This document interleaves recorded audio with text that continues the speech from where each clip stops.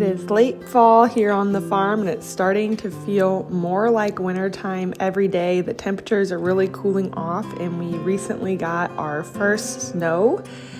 So chores just look a lot different this time of year. We only have our cow herd. We no longer have pigs or chickens out on pasture, so I'm able to spend a little bit more time inside in the kitchen. So today I'm going to go ahead and get a pot roast going in my Dutch oven for dinner tonight, and just adding a bunch of these root vegetables we still have from our fall garden, some carrots and potatoes that we need to work through. And then I also noticed a lot of our potatoes, they're storing okay, but they need to be preserved. So I'm going to go ahead and cut a bunch up into fries and blanch them so that I can freeze them and preserve them for more meals later on this winter.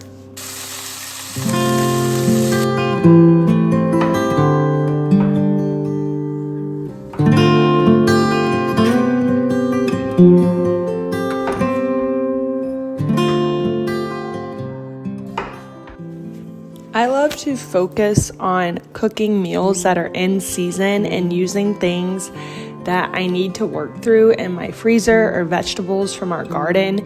So this time of year, we have just restocked our freezer with a side of beef and some pork that we raised all summer long.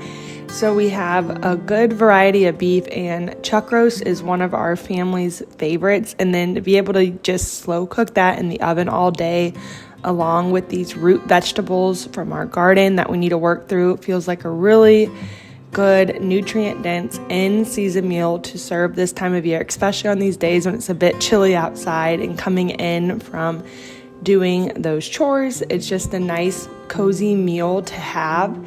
So I love a slow-cooked pot roast or a soup, something like that. This time of year is really nice.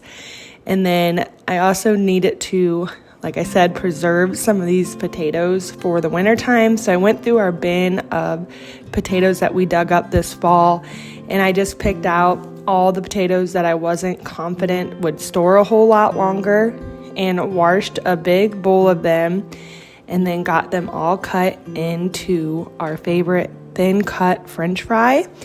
And I'm going to get them going in a pot of boiling water and just blanch them for a few minutes, and then put them through an ice bath in my sink. I'm going to let them dry out and freeze them on some parchment paper, and then I'll come back later once they're frozen and just real simply put them in a gallon Ziploc bag. And those will be something so easy later on this winter to just get out of the freezer and use. We like to fry them in our pork lard, and it's just a really easy side for almost any meal. We just love these French fries like this.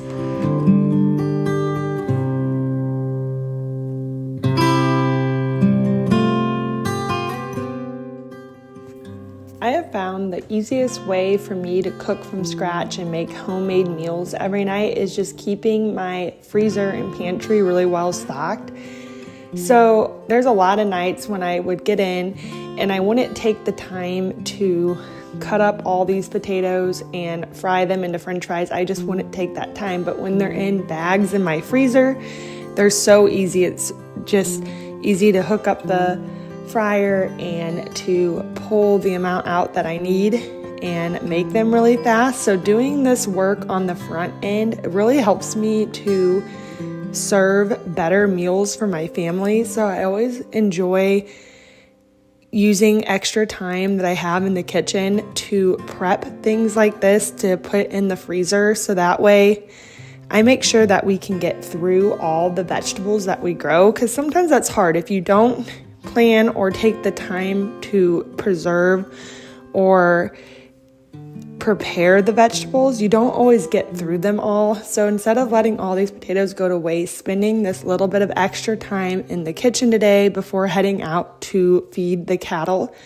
will definitely be something that's going to save me a lot of time this winter and make sure that I don't waste any of these really good potatoes that we grew in our garden this year.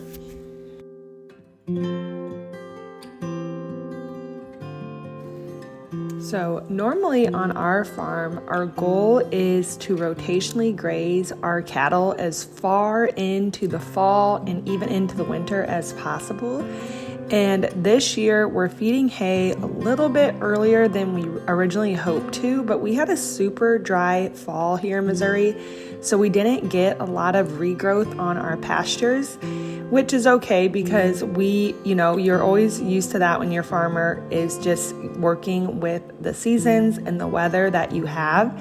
So this year we're mid-November now, and we're already feeding hay. We were really hoping to probably get at least another month out of our pastures, but we're just not able to do that, and we had to start supplementing our cattle with hay. And this is something that we started doing a few years ago, is feeding hay like this. So we don't feed hay in a lot or in hay rings like a lot of farms do. We roll our hay out on pastures as the weather allows us to do that, as long as it's dry enough.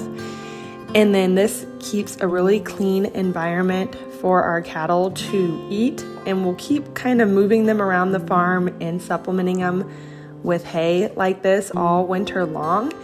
And then this year we planted a lot of cover crops on these fields. So this used to be corn and bean fields that we're converting into pastures. So we planted a bunch of cereal rye. We planted probably close to 100 acres of it.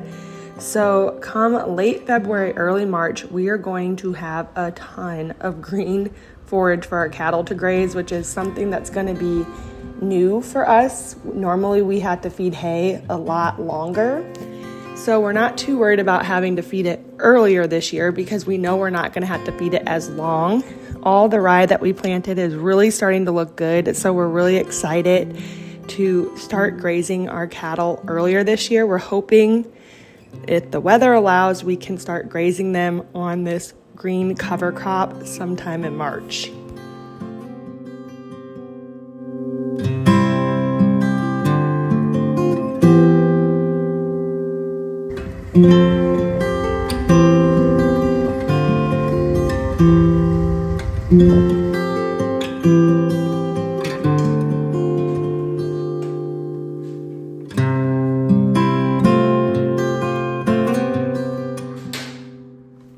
So other than taking care of our laying hens and just kind of keeping an eye on all the cattle, that's really all that we have to do for chores this time of year.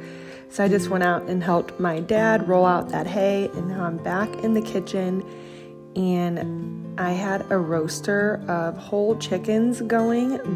These are chickens that we didn't sell for whatever reason over the summer. They were just maybe too small to sell at the farmer's market, or just weren't quite packaged how we would normally want them to be to sell them fresh from our farm. So we don't let anything go to waste, so I went ahead and just made them all in the roaster, and I'm going to go ahead and shred the good meat off of them and then use that to add back into meals this week.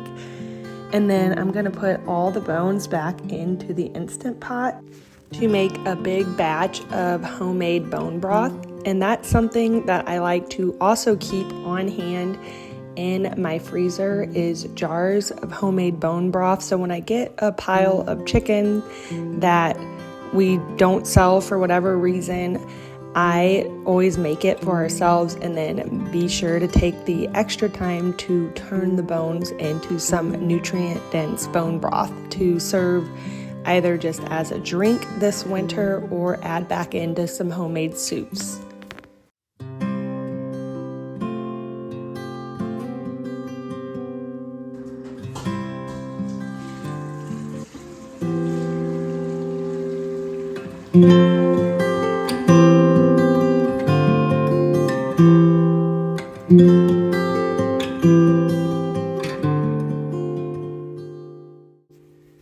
I hope you enjoyed following along as I spend a little bit of extra time in my kitchen in between doing chores on these chillier days, and just seeing a little bit more about our farm and how we do things.